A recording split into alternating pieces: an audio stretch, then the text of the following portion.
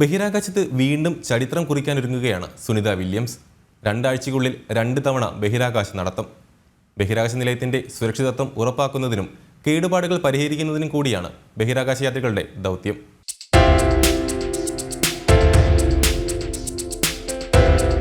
രണ്ടാഴ്ചയ്ക്കുള്ളിൽ നിർണായകമായ 2 ബഹിരാകാശ നടത്ത ദൗത്യങ്ങൾ.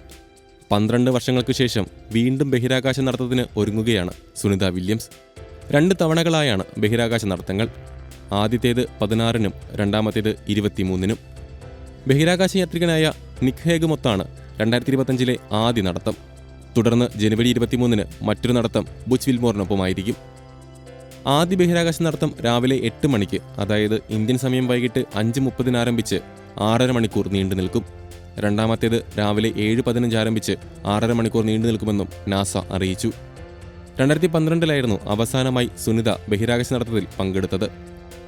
US സ്പേസ് വോക്ക് 91 എന്ന് പേരിട്ട നടത്തത്തിനിടയിൽ ബഹിരാകാശ നിലയത്തിന്റെ ചില അറ്റകുറ്റപ്പണികളും ഇരുവരും ചേർന്ന് ചെയ്യും.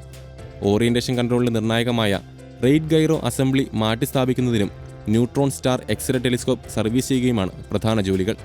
ഇതിനു പുറമെ ആൽഫ മാഗ്നറ്റിക് സ്പെക്ട്രോമീറ്റർ അപ്ഗ്രേഡ് ചെയ്യാനും ഇരുവരും ശ്രമിക്കും.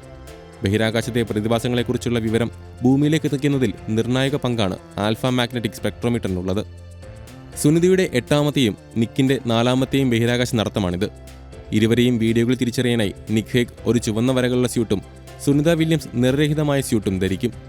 ബഹിരാകാശ നടത്തം കാണണമെന്നുള്ളവർക്കായി ലൈവ് കവറേജും നാസ നൽകുന്നുണ്ട്.